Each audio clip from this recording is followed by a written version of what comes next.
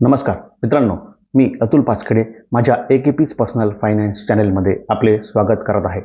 गेल्या काही आठवड्यात आपण म्युच्युअल फंड्समधील व्हिडिओ बघत होतो, परंतु आज आपण भारतीय स्टॉक मार्केटच्या जगतात फेरफटका मारणार आहोत आणि या भ्रमंतीत मागच्या महिन्यात NSEने काही जे इंडेक्सेस लॉन्च केले आहे त्यापैकी एका इंडेक्सची माहिती करून घेणार आहोत. तर चला तर मग फेरफटका मारायला आपण जाऊया. मित्रांनो, आपल्या सर्वांना माहीत आहे की टाटा समूह हा भारतातील सर्वात जुना असा इंडस्ट्रियल हाऊस आहे आणि ह्याचे भारतीय अर्थव्यवस्था वाढीस लागण्यासाठी मोलाचा वाटा आहे.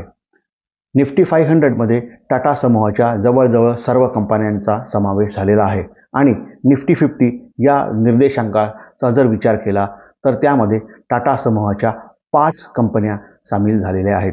यावरून टाटा समूहाचे भारतीय स्टॉक मार्केटवर किती वर्चस्व आहे हे आपल्याला दिसून येईल.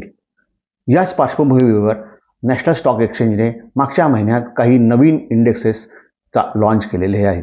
त्यापैकी एक इंडेक्स आहे तो आहे टाटा 25% कॅप इंडेक्स. हा टाटा समूहातील काही कंपन्यांचा मागोवा घेणार आहे. तर मित्रांनो, या इंडेक्समध्ये टाटा समूहाच्या कुठल्या कंपन्या सामील झालेल्या आहेत व हा इंडेक्स काय आहे व सर्वात महत्त्वाचे म्हणजे गुंतवणूकदारांसाठी हा इंडेक्स काय आहे हे आपण या व्हिडिओच्या पुढच्या भागात बघणार आहोत. तर मित्रांनो, टाटा 25% कॅप इंडेक्स हा कॉर्पोरेट ग्रुप इंडेक्सेस या प्रकारातील आहे. अशा तऱ्हेचा इंडेक्स NSEने प्रथमतः लॉन्च केलेला आहे आणि एक्सपर्ट्सच्या मते ही भारतीय स्टॉक मार्केटच्या दृष्टीने एक चांगली गोष्ट आहे. आपण या इंडेक्सला थीमॅटिक्स इंडेक्स सुद्धा समजू शकतो, कारण की यामध्ये टाटा ग्रुप ही एक थीम आहे. तर मित्रांनो, या इंडेक्समध्ये टाटा ग्रुप समूहाच्या 10 कंपन्यांना समाविष्ट केलेले आहे आणि समावेश करताना फ्री फ्लोट मार्केट कॅपिटलायझेशन या पद्धतीचा अवलंब केलेला आहे. परंतु एका कंपनीचे वेटेज हे 25% कॅपिटलायझेशन एवढेच कॅप केलेले आहे, कारण यामुळे कुठल्या एका कंपनीचे वेटेज वाढून तिच्या भारतीय स्टॉक मार्केटमधील होणाऱ्या चढउतारीमुळे हा इंडेक्स इम्बॅलन्स होऊ नये म्हणून ही 25% कॅप केलेली आहे. तर मित्रांनो, या इंडेक्समध्ये कुठल्या टाटा समूहाच्या कंपन्या आहेत व त्यांचे किती वेटेज आहे, त्याचप्रमाणे त्या कुठल्या सेक्टर्समधल्या आहेत हे व त्याचे वेटेज हे सर्व आपण नॅशनल स्टॉक एक्सचेंजने 30 एप्रिल 2024 रोजी या इंडेक्सच्या इंडेक्सोग्रामवर जाऊन बघणार आहोत व आपल्याला तो इंडेक्सोग्राम स्क्रीनवर दिसत असेल. आता या इंडेक्सोग्राममध्ये आपण कुठल्या कंपन्या समाविष्ट आहे आणि त्यांचं वेटेज काय आहे ते बघूया. पहिली कंपनी आहे TCS, ही तिचं वेटेज आहे 23.67. दुसरी कंपनी आहे टाटा मोटर्स, त्याचं वेटेज आहे 16.01. टायटन कंपनी आहे, त्याचं वेटेज आहे 13.51. Tata steel limited 12.26. Trent limited 8.76. Tata power company limited 6.86. Tata consumer products limited 6.29. Indian hotels company limited 4.52. Voltas 3.04 आणि टाटा मोटर्स लिमिटेड DVR 2.88. या झाल्या कंपन्या. सेक्टर रिप्रेझेंटेशन बघूया, हे इथे दिलेले आहे.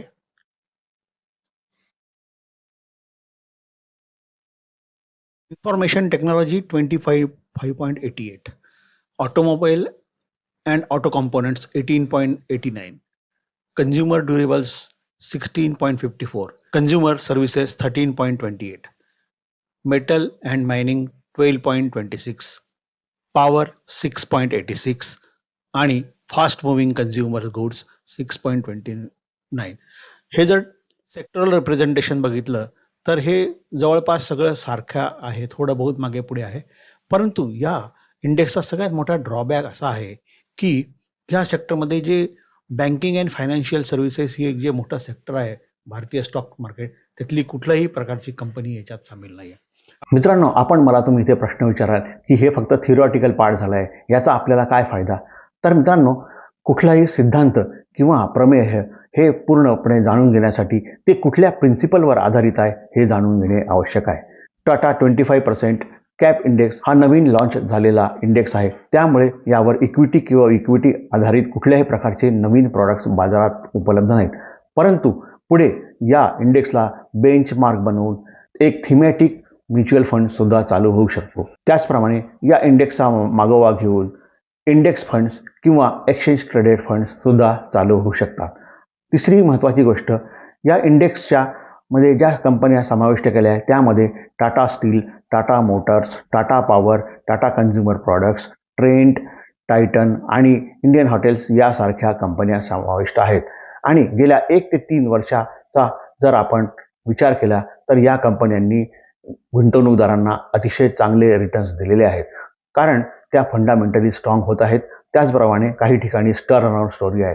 त्या वेटेजप्रमाणे जर एखादा पोर्टफोलिओ स्वतःसाठी बनवला तर यामध्ये आपण गुंतवणूक करू शकतो.